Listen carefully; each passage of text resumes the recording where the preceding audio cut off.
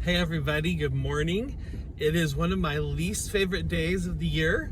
The day after all the fun and magic and lights, music and relaxation of Christmas and New Year's, the holidays, the day I have to go back to school. And inevitably, the day I have to go back to school is always gray, and bleak and cold. And I mean, if I showed you a video, it's like the road is gray, the sky is gray, the empty trees are gray, just everything is gray. It feels a little bit like in the Wizard of Oz, it feels like Kansas before Dorothy goes to Oz, and it's all black and white. Ooh, so kind of bleak, and all hits at once. Plus, usually the first day back is meetings and training, which is important, but it's not why you go into teaching. It's not where you derive your joy. Things will be a lot better when the kids come back tomorrow, because I love them dearly and they make me happy, and they just also bring energy and things like that. But here's where I'm not complaining about my job. That's not my purpose. My point is that all of us, even if we have good lives, which I do, even if we have good jobs, which I do, even if we have wonderful families, which I do, we will still have days that are just bleak and yucky, when the world will seem gray and cold, drizzly, just when our life won't seem to be pleasant.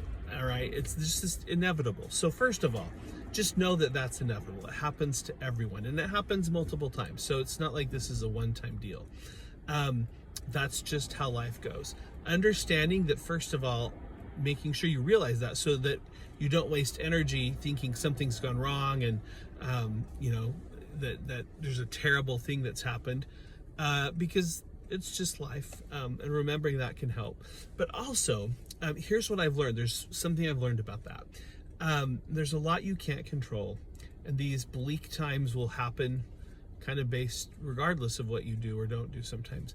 But if you can find what I like to call small pleasures, just little things that make you feel a little better, little routines that just you kind of enjoy and that you can do constantly.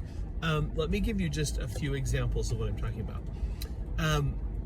Last year, the winter was very bleak for me. Not the winter itself, just there were things going on that were really challenging, and I just needed an extra little boost. So there's a gas station on my way home that they have a hot cocoa machine, but they also have lots of different creamers and flavorings and whipped cream and stuff like that. So I would go on my way home, usually just once a week, often on Monday night, because Monday was the hardest day to get in. I would swing by and get a really elaborately made, handcrafted, very large hot cocoa, and that just kind of got me through. Little tiny thing. It didn't change the circumstances of my life, but it was something that I enjoyed, and it really made me look forward actually to Mondays and to going to school, because I knew I'd get my hot chocolate that evening. I've done that for years.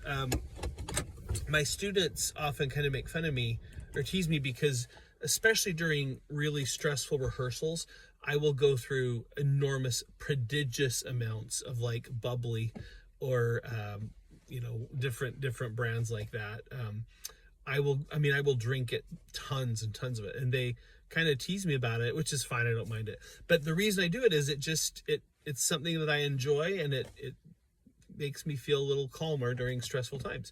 I once had to go and chaperone a trip to Washington, D.C., and I've actually did it for many years, and the first time it was very overwhelming. I didn't know what to expect. They're all, in charge of the safety and well-being of all these kids. I found there were little times and places, though, where I could go and take my laptop, and during a lunch break, for example, I could go find a little quiet nook. I actually found little nooks in the Smithsonian, and I found little nooks in a huge cafeteria in the bottom, I think, of the Commerce Building. And I just found little nooks and places where I could go and do some writing. And even just doing it in small increments made me feel better.